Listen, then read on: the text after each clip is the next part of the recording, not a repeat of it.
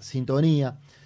Él se había involucrado mucho con el terraplanismo y 2x3 me recomendaba abordar el tema periodísticamente. Pues bien, algunos mensajes que nos llegan al 092-00970 y los aliento a que nos escriban 092-00970.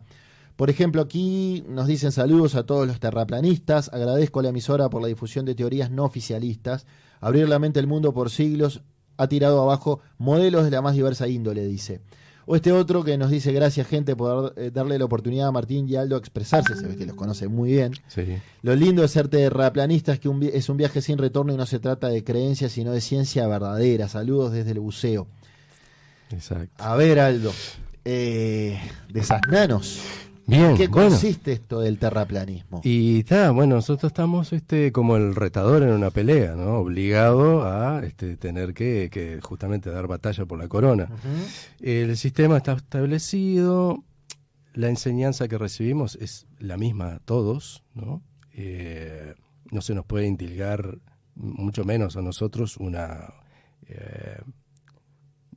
beligerancia de lo que se ha estudiado, de lo que es la ciencia, de lo que significa la ciencia, la historia, la salud y cosas importantes en la humanidad.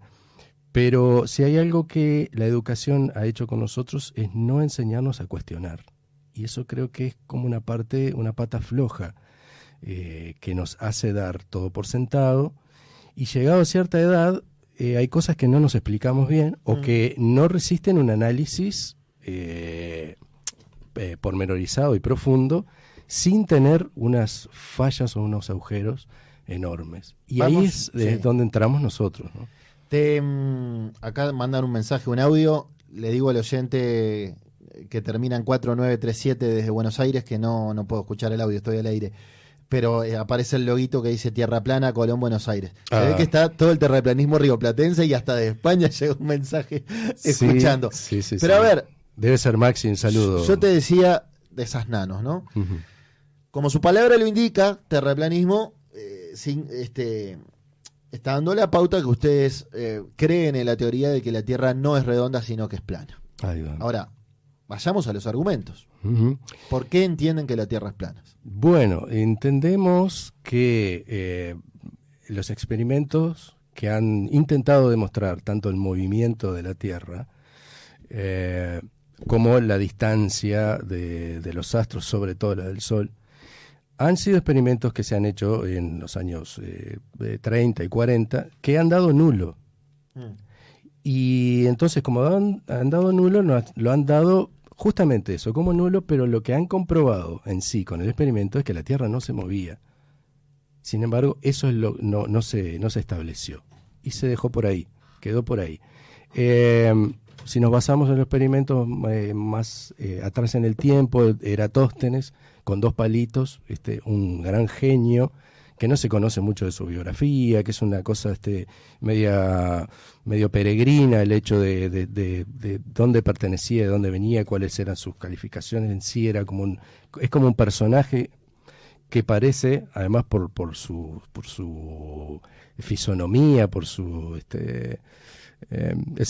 rasgos, tiene una cabeza absolutamente esférica y nos hace pensar que es un personaje inventado, sobre todo porque los cálculos que han hecho tienen algunas cifras, sobre todo un ángulo muy famoso, que no se sabe de dónde se sacó. La propia ciencia, cuando ilustra lo que es el experimento de Eratóstenes, no sabe bien de dónde se sacó ese ángulo crucial, que estaría el tipo suponiendo un centro de una esfera, cuando no se sabía, o a priori él no partía de este conocimiento, y de lo que estaría midiendo en realidad es una distancia al Sol, suponiendo además que los rayos del Sol son paralelos, que vemos incontables veces que los rayos no caen perpendiculares en la Tierra, sino que realmente se desparraman hacia todos los costados.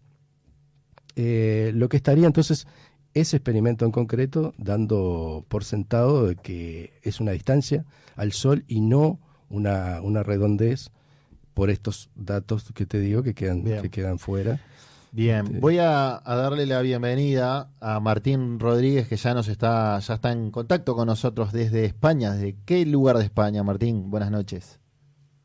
Buenas noches, César, ¿cómo estás? Bien, Desde Ibiza. Desde Ibiza, cierto, ¿cómo olvidarlo? ¿Qué hora es ahí, Martín? ¿Cómo olvidarlo? Aquí son las 3 menos 5 de la mañana. 3 menos 5 de la mañana, o sea, te cortamos el sueño. Un poco más o menos. Bien. Pero la causa lo merita. Está muy bien. Bueno, a ver, lo mismo que le decía a Aldo, me gustaría que sumes argumentos para aquellos descreídos o que incluso los han tildado de delirantes. Yo les confieso que hoy temprano posteaba en mis redes sociales la consigna de esta noche y, a ver, no le diría que me llegaron a insultar a mí, pero casi. Algunos oyentes de todas las noches me dijeron, hoy no te acompaño, que des teléfono para hablar de esa barrabasada, está ultra comprobado que es un disparate.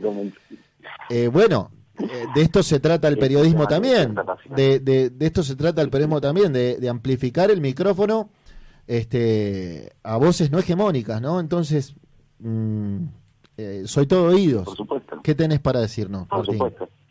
Nosotros, bueno, contarte, primero hacer una aclaración que para mí es crucial, ¿no? Es el tema de hacer una diferenciación en lo que se considera ciencia y lo que es divulgación científica. Dado como bien decía Aldo, nosotros hemos sido todos, entre comillas, educados por un sistema internacional que nos cae a todos los países por igual, a todas las edades y generaciones por igual, donde hay una verdad absoluta. Y esta verdad es prácticamente incuestionable. Damos por sentado cosas que simplemente nos han dicho que así eran y jamás nos educaron para que cuestionemos o podamos poner a prueba estas verdades que nos han contado. La divulgación científica se basa en un montón de cosas que cuando llevas al plano científico y las pones bajo la lupa durante unos minutos, no son otra cosa que teorías. Teorías que no han podido ser comprobadas por un lado y teorías que se caen, se desgranan completamente ante el mínimo análisis. Por ejemplo, el tema de que vivimos en una esfera girando y orbitando alrededor del Sol. Ahora, yo te voy a pelear un poquito, porque estuve leyendo al respecto. Encontré este artículo que me da 5 argumentos de los terraplanistas refutados por la ciencia. Y por ejemplo, voy a empezar por el supuestamente más contundente. José Bianco, meteorólogo argentino, dice que hay una prueba científica irrefutable de que la Tierra no es plana, sino que es redonda. Si desde un radar meteorológico uno emite energía de manera paralela a la superficie de la Tierra, a los 400 kilómetros, ese haz viaja derecho y se empieza a separar de a poco. Esta es la certificación de que existe la tal curvatura, dice el meteorólogo Bianco. ¿Qué tenés para decir? Y si rota, se pierde ese rayo, entonces. Bueno, no es tan simple, A ver. De hecho, yo no soy experto en el campo que este señor que se maneja ni nada por el estilo, pero tiene que tener explicaciones que difieren a que vivamos en una esfera. Nosotros hoy en día, en el año 2019, para contarle como anécdota, puedes encontrar entrevistas a astrofísicos y astrólogos del mundo donde les preguntan qué piensan del terraplanismo, y ellos, aunque cueste creerlo, citan a Eratóstenes como una prueba principal de que nosotros vivimos en una esfera. Recién le contaba, mientras hacía tiempo, el tema de Eratóstenes. Vale aclarar. ¿Quién es ese buen hombre? Por ejemplo, ¿Quién es Eratóstenes?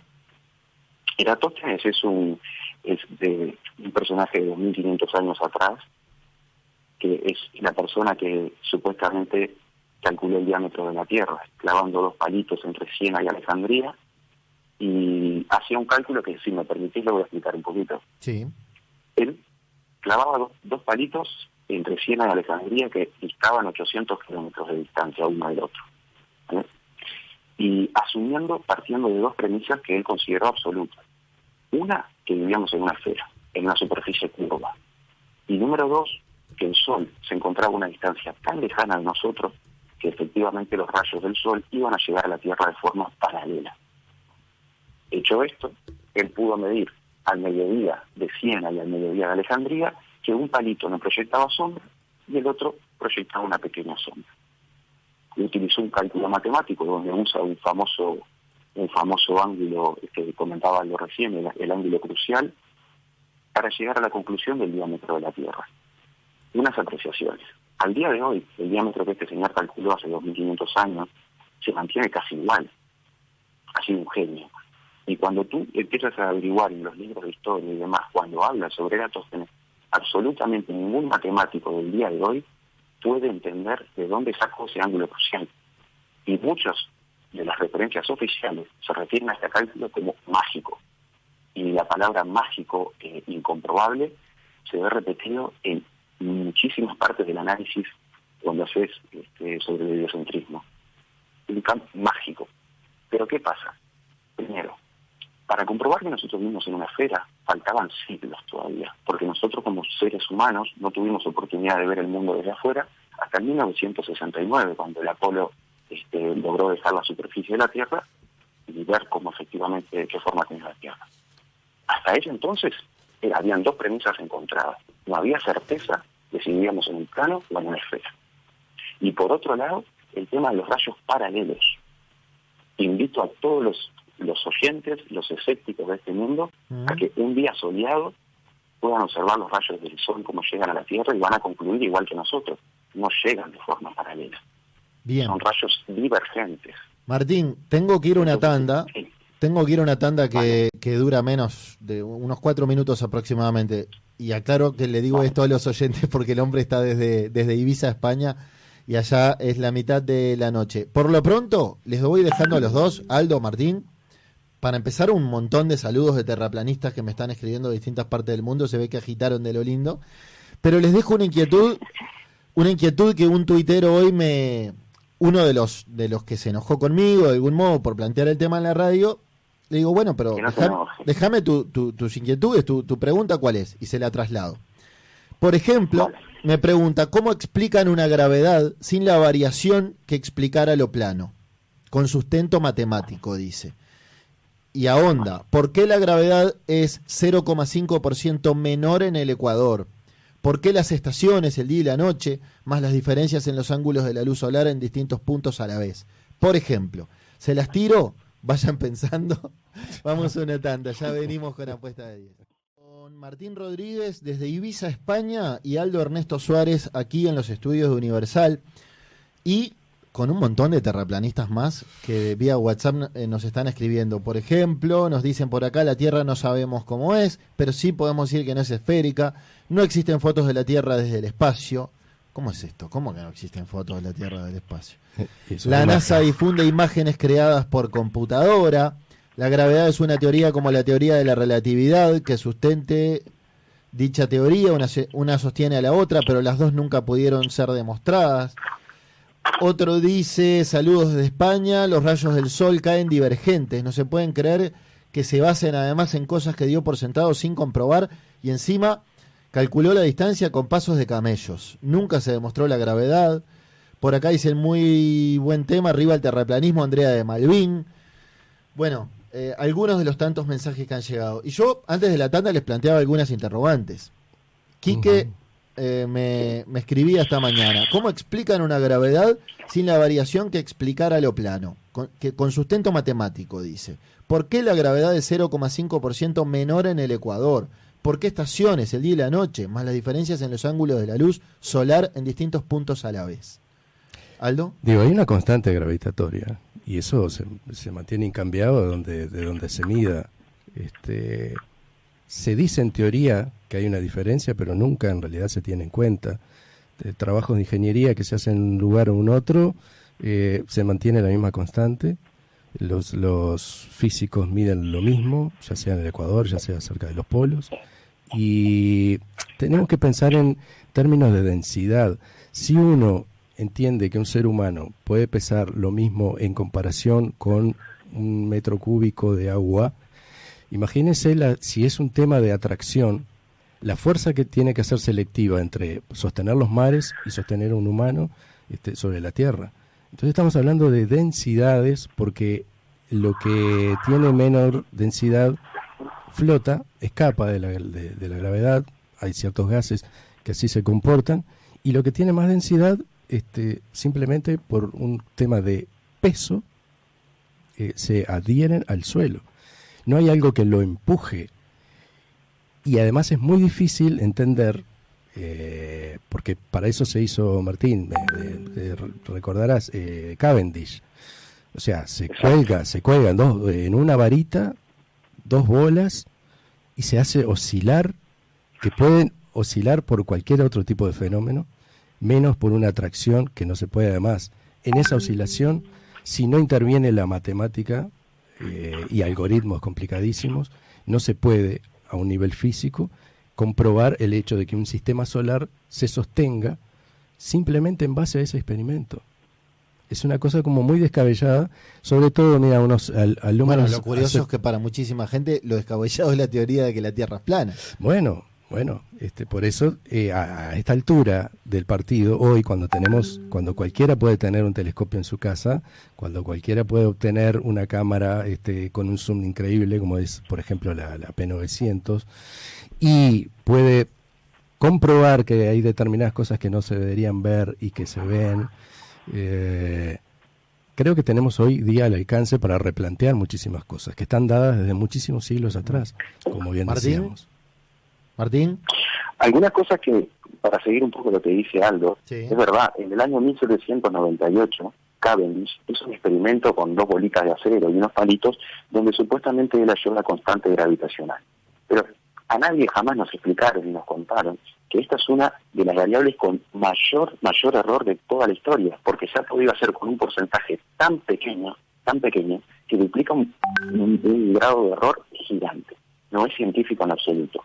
Y cabe destacar que estamos en el año 2019 y hasta el día de hoy jamás se pudo volver a experimentar vale la redundancia, el experimento de Cavendish. Nosotros nos seguimos basando en eso. Nosotros como terraplanistas, en el modelo que planteamos un modelo eléctrico, no negamos que los objetos caen. No negamos que los objetos caen hacia abajo. Lo que sí nos preguntamos es qué es lo que ocasiona que ellos caigan. Entonces ahí entramos en el siguiente problema. Desde la época de Newton, que se hablaba de esta historia de que había una especie de atracción por la simple interacción de 2 objetos de diferente masa. Eso nosotros lo ponemos bajo la lupa y decimos qué pasa cuando yo inflo un globo con helio. ¿Dónde está la gravedad cuando yo inflo un globo con helio? ¿Dónde está esa fuerza que empuja las trillones de toneladas de agua hacia el centro de la Tierra? Porque yo no siento esa presión en mi cuerpo. Ninguno de nosotros lo siente.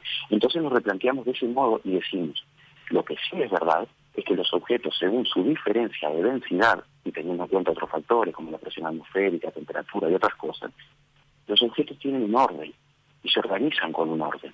Ahora bien, nosotros planteamos densidad y flotabilidad. Otras personas, los oficialistas, plantean gravedad. Perfecto. Vamos a un laboratorio y vamos a ver quién de los dos puede demostrar su tesis. La gravedad hasta el día de hoy no tiene forma de ser demostrada. Y si le preguntan a nuestro físico, te va a decir que no sabe lo que es la gravedad. Porque también quiero hacer la siguiente aclaración. Al día de hoy, ¿de qué gravedad hablamos? ¿La gravedad que planteó Isaac Newton, claro, donde es una fuerza de empuje hacia abajo? ¿O la gravedad de la relatividad de Einstein, que es una consecuencia de la deformación del espacio-tiempo? Al día de hoy, para explicar por qué un lápiz se cae al suelo, te usa Newton. Perfecto, válido. Y para explicar cosas, por qué la Luna orbita alrededor de la Tierra, ahí usan Einstein. Es decir, no se ponen de acuerdo. La ciencia oficial no se pone de acuerdo en una explicación de la gravedad.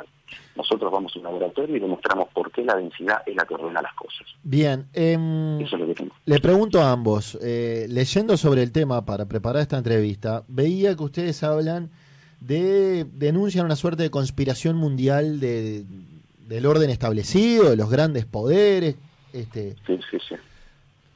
Yo me acordaba de la película de Truman Show, ¿no? Una puesta en pantalla donde están todos, una puesta en escena donde todos se ponen de acuerdo para engañar a alguien. ¿Quién ganaría con esto?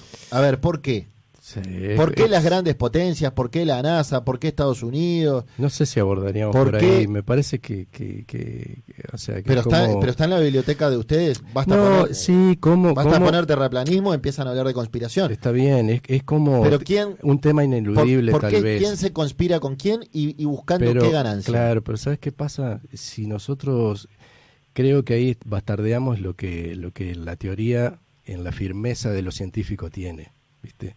Lo demás es una consecuencia y sí, hay muchísimas personas que se benefician por diferentes causas, y eso hay que seguir hasta desde la ruta del oro hace 500 años a la ruta del dinero de hoy día. Y es muy fácil, es muy sencillo, y para conspirar además se necesitan un grupito muy chiquito de personas. La gente piensa que en realidad científicos, educadores y una cantidad de personas de la sociedad se tendrían que conspirar justamente para eso. Y en realidad nuestro sistema educativo está mandado, como bien decía Martín hoy, desde un lugar solo, con una serie de preceptos que son muy pocos, y desde ahí universalmente. Entonces, para conspirar es muy fácil y desde un grupito muy chiquito. Nosotros queríamos... ¿Cómo un grupito muy chiquito? Son unos... Si se pusieron a conspirar, sobre un montón lo que conspiran. No, mira, tenés que hablar de algunas familias y que todos conocemos, Rothschild, Rockefeller, tenés que hablar de la Standard Oil, tenés que hablar desde los Zuckerberg hasta hoy día, hasta Tesla, y o sea, y cuando... Bueno, no son poquitos, seguís nombrando. Bueno, ¿cuántos humanos somos? No son ni el 0,1 con 15 o 20 ceros. Bueno, entonces nos llevan de las narices como si fuéramos un rebaño ignorante.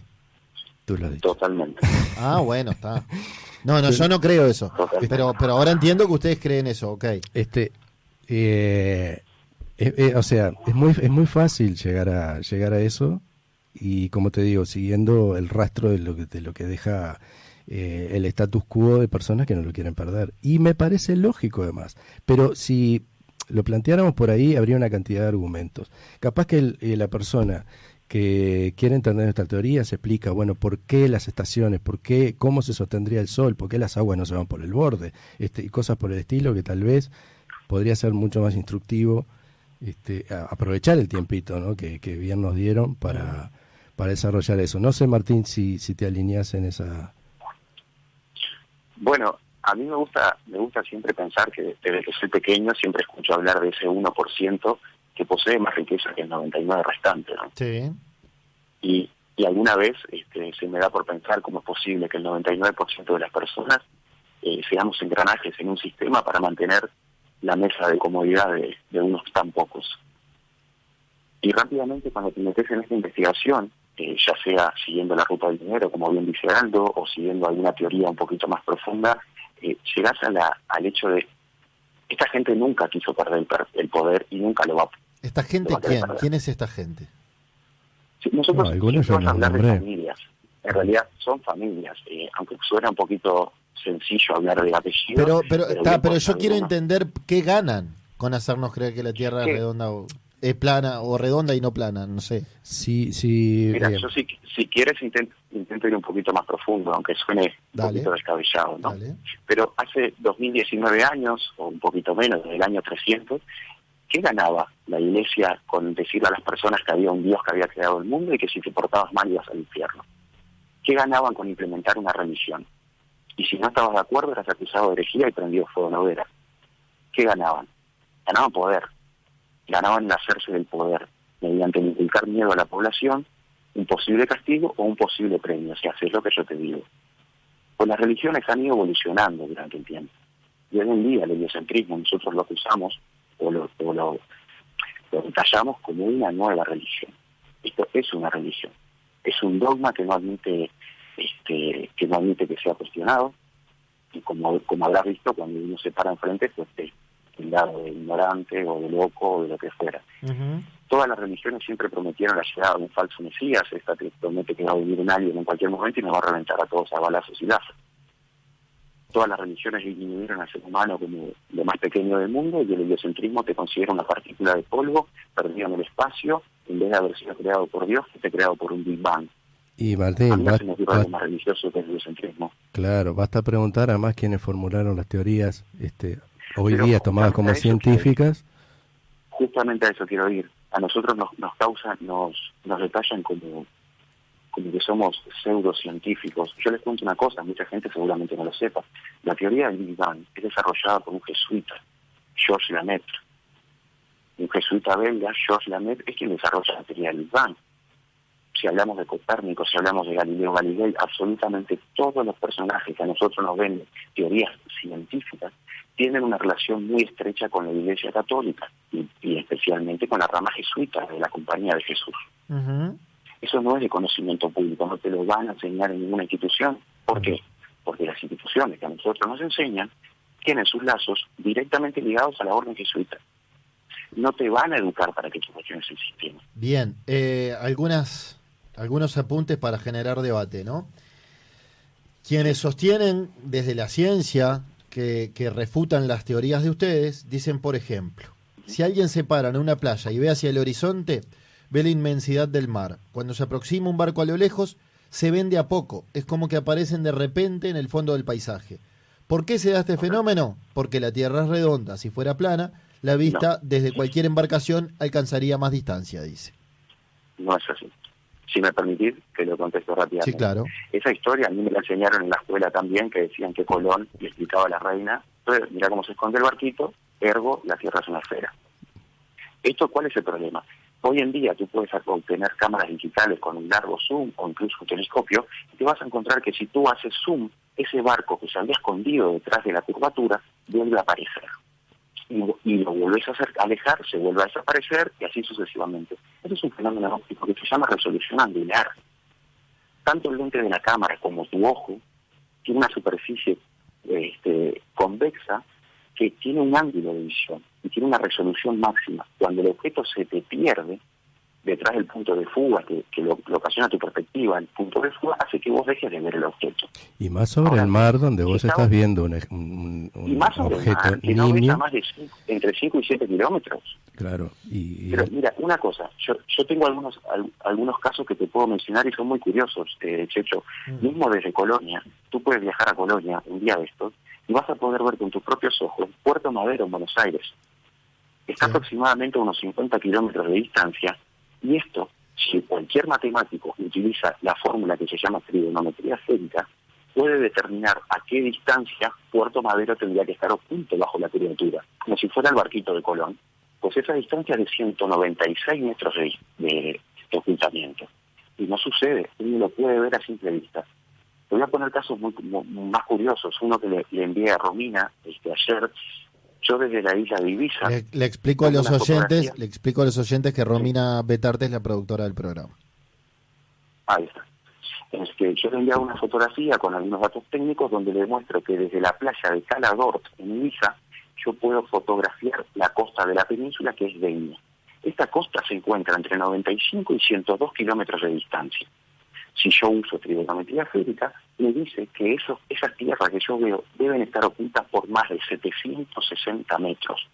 La fotografía la tienes en el correo, se ve completamente desde la base hasta arriba. Y casos como estos hay cientos. ¿Ustedes sostienen ustedes sostienen que la NASA manipula todos sus proyectos? Mira, vale decir que la NASA, vale estudiar un poquitito sobre la NASA y enseguida te vas a encontrar que todos son ocultistas, esotéricos, adoradores de cosas. Bueno, no me quiero meter en temas religiosos, pero existe lo que es el luciferismo en este mundo, aunque la gente no lo conozca. ¿Aldo? Y los inicios de la NASA tienen que ver con esto. Claro, sí, además en sus inicios están personajes que forman el brazo, digamos, de difusión de la NASA, que es el propio Walt Disney. Tienen personajes de sus archienemigos. Sí, Martín.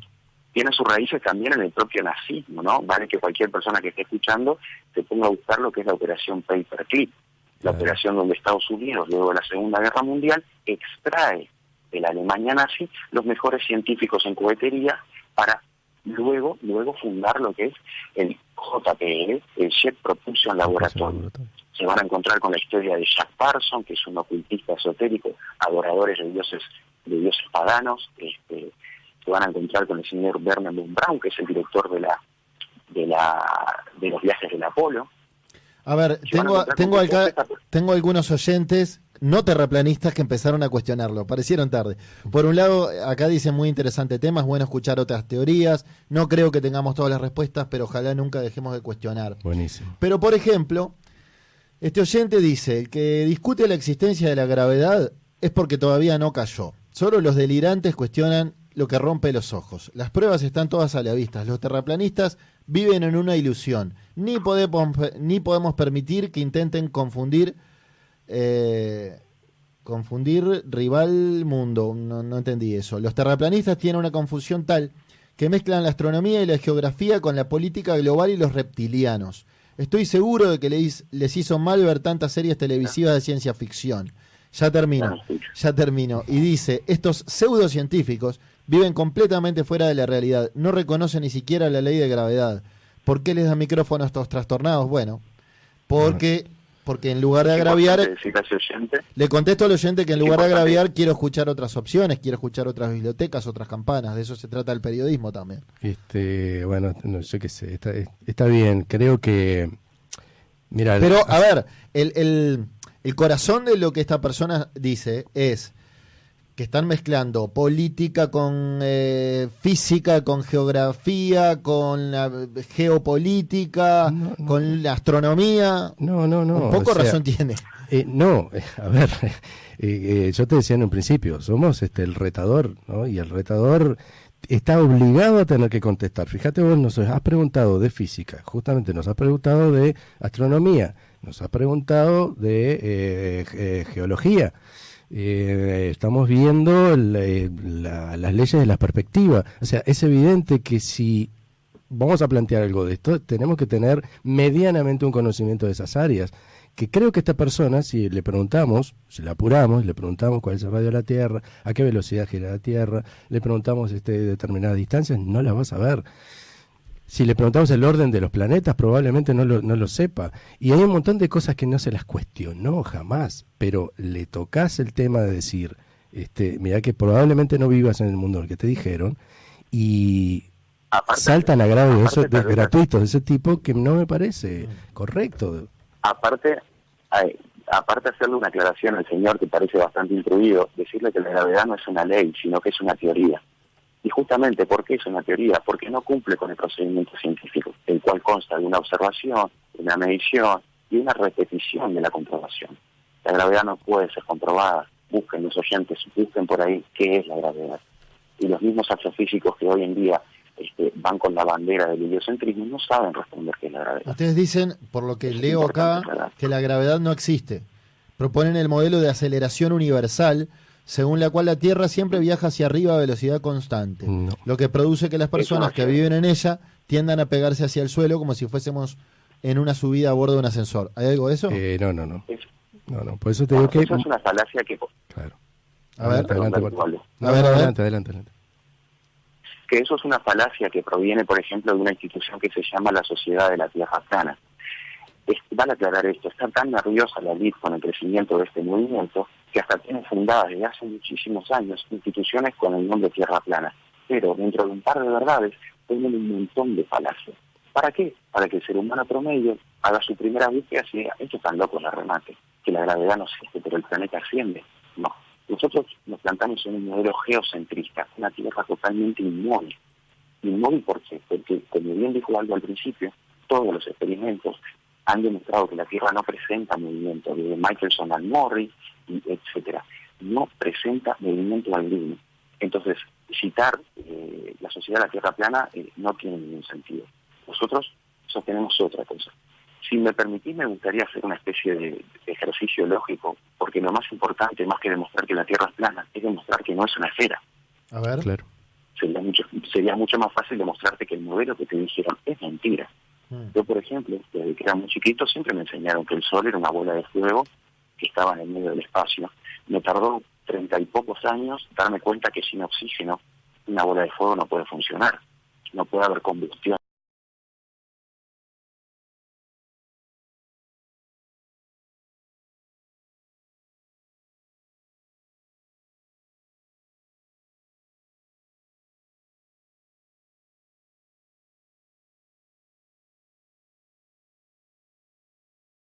Oxígeno, una bola de fuego no puede funcionar. No puede haber combustión de un fuego. Puesto del Sol. Tu noche, o sea, el tiempo del día donde tú estás habilitado para ver estrellas, apunta al sector opuesto del universo. Sin embargo, tú mismo lo puedes ver con tus ojos que se irradian las tres Marías. lo podrás ver. O sea que en 6 meses te puedes hacer terraplanista, Checho. Porque lo puedes comprobar con tus propios ojos y no tienes por qué acudir a la falacia de la autoridad. Mirá, Nos han inculcado te traduzco, te lo digo así. El fin de semana voy a escuchar toda esta entrevista de nuevo a ver si termino de entender algo. El fin de semana me puedes llamar, Checho, y hablamos todo bueno, lo que tú quieras. Mira, Quique se pregunta, mientras siguen llegando saludos para ustedes de distintas partes del mundo. Quique se pregunta, ¿cómo es posible que las estrellas nocturnas giren en trayectorias visiblemente opuestas en cada hemisferio y que además dejan una traza curva? ¿Cuál es la explicación al efecto Coriolis? Bien, y bueno, las estrellas giran hacia el mismo lugar. Las estrellas siguen el mismo patrón que sigue la Luna y el Sol. Si en un hemisferio y en otro giraran distinto, el Sol tendría que ir para el otro lado, entonces en el sur o en el norte. Y giran igual que las estrellas. Yo creo que el oyente se refiere a sentido horario y antihorario en los diferentes hemisferios, ¿no? Yo creo que se refiere a eso. Sí, seguramente. Debe ser. Sí. Vale, yo me gustaría contarles, yo que estoy en España, tengo acceso a ver todas las noches lo que es la estrella polar, ¿no? Están mandando stickers de la Tierra plana. Guardalos, César, guardalos que te van a valer. Desde aquí tengo acceso a ver la estrella polar, el bracito de la Osa Menor, todas las noches. Sí. Y con mi cámara, que tengo una P1000, le puedo sacar fotos de larga exposición. ¿Sabés lo que me encuentro? Lo que pueden buscar muchas personas, que absolutamente todas las estrellas hacen una circunferencia perfecta alrededor de la estrella polar. Perfecta. Ahora bien, ¿por qué en un hemisferio? No me gusta usar la palabra hemisferio porque refiere a mitad de una esfera, ¿no? Pero bueno, digámoslo así. ¿Por qué en un hemisferio se ve en el sentido horario y antihorario? Esto depende de la posición del observador. Si el observador está mirando hacia la estrella polar, las verá en un sentido, y si está mirando hacia el sur, los verá en otro. Pero esto sucede en cualquier sistema que haga una hélice, cualquier sistema que haga un círculo. Un reloj de pared, si tú lo pudieras dar vuelta y fuera transparente del otro lado, dejaría de girar en sentido horario y giraría antihorario. Es un tema de perspectiva y punto del observador. Bien. Chicos, los tengo que despedir, son 22:30, tengo que ir a una tanda. Llegan muchos saludos. Por acá alguno me dice, Checho, estos fuman de la buena, ¿eh? Hay de todo. Pero algunos se lo toman con humor, otros se lo toman de forma más violenta. Muchos, por lo menos, agradecen lo saludable del debate, que en definitiva me quedo con eso. Hay que investigar porque nosotros no sacamos nada de ningún lado, no nos inventamos. Aldo, tú querías promover para que los uruguayos, sobre todo los montevideanos, puedan ir, un evento que están organizando, el primer simposio internacional de replanteo científico y encuentro de tierra plana Uruguay, el día 4 de agosto, en el Castillo Iriarte Borda del barrio Colón. Ahí está, sí. Es a la 1 de la tarde, con entrada gratuita. Perfecto. ¿Tienen que anotarse en algún lado? No, ningún lado. Directamente van. Es libre, así que justamente para esto, para que todos se puedan enterar de primera mano, es internacional porque viene gente de Chile, de Estados Unidos, de Reino Unido y de Argentina. ¿Qué día cae el 4 de agosto? El 4 de agosto cae un domingo. Domingo 4 de agosto, 13 horas en el Castillo Iriarte Borda del barrio Colón. Perfecto. Entrada gratuita, todos los que quieran ir, quieran conocer de primera mano estos argumentos, directamente van el domingo 4 a la 1 de la tarde al Castillo Iriarte Borda de Colón. Bueno, hecha la invitación entonces. Martín, gracias por desvelarte para darnos esta nota. Muchas gracias a vos y a todos los oyentes por estar ahí. Me parece que es importante y me gustaría dejar el siguiente mensaje. Diga. Que cada uno que quiera criticar la causa y todo, que se plantee a sí mismo qué prueba o qué evidencia real tienen para creer que vivimos en una esfera girando alrededor del Sol. Se van a encontrar con una sorpresa muy agradable para ustedes. Bueno. Muy agradable. Muy bien. Señores, muchas gracias, tenemos que ir a una tanda. Aldo, muchas gracias. Gracias a ustedes. Vamos a una tanda, tras la misma y más periodismo en la Noche Universal.